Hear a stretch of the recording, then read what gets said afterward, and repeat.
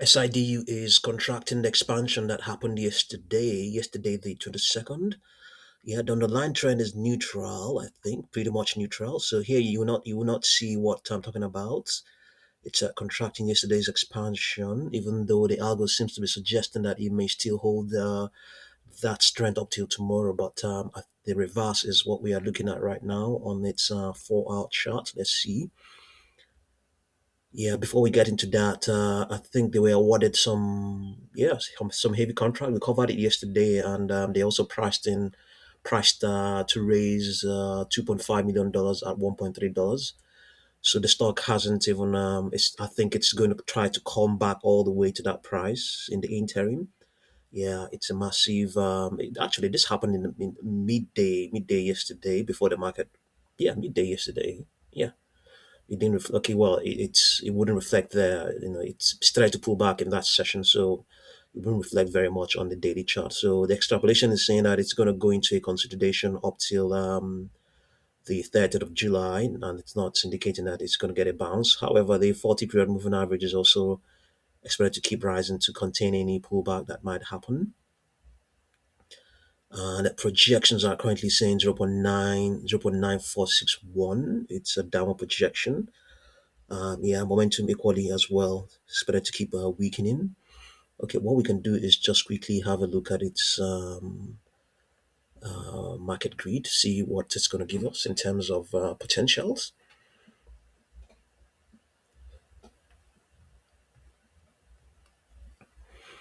Yeah, it's a wide, very very wide range. It has actually narrowed now. Before now, yes, as of yesterday, it was even way wider than what it is right now. Yeah, yesterday, let's see get what we had. Yesterday had between 2.76 and 1.86. So now it has narrowed down to 2.25, and even I think it's even wider now. Yeah, it's wider now. Yeah, wider. Yeah, much wider right now.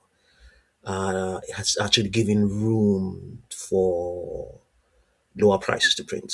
It's contracting, so it's expecting that lower prices may still print. We are talking about 0.531. When has it ever done that of late? Not really. No, no, it has. Oh, okay, it hasn't. But it has even lower projections as low as 0.4832 as of the 1st of December. So yeah, okay. In any case, it has a very wide range right now. The possibility of lower prices printing may still be there. The trajectory currently now it is to the upside. Not that well, okay, let's just consider it that way. Okay, so it's trading between, let's say it's at 1.41, so this is where it is right now between the supports and the resistance. So maybe it's attempting to retest 1.59. So 1.59, let's see where we can find it here. This is 1.59. The probability of that printing is not less than 50% based on the first data point. Second data point is also less than 50%, but it's also within tiny probabilities that you find surprises to the upsides or core. You can imagine that a stock that is going to, or that has just, or that is going to, or is about to, or that has just printed an all-time high before that happened. The probability of that happening is not statistically is very very very very tiny, very remote, because you don't have the all the parameters you need to determine that probability, because it's for you to determine the probability you need to know the average. So the average of it getting to such a level, probabilities work well when you already know when it has printed before. It makes it a lot more yeah, it's a lot more convincing, to be talking about something that has already happened. It's a lot more easier to consider such things, but with something that hasn't already happened, you can't calculate it. Indeed you can decide to ascribe any, fill up the missing probability to determine, fill up the missing parameter to determine what that probability is. But if you want to consider the fact that that probably there's a missing parameter, we're talking about a moving average, for instance. Yeah, the fact that there is a lack of one at such levels at an all-time high, gives you an indication that that probability is probably very tiny, to just say the least. So the point I'm trying to make is that even though statistically 1.59 is has a very low probability of printing, it could also mean that it's something that can happen. It has actually done so. You can see it's pulling down from such levels. So yeah, we'll see how it goes. The space economy is trending. They are all trending. Some of them are pulling back. They may be pulling back for another run.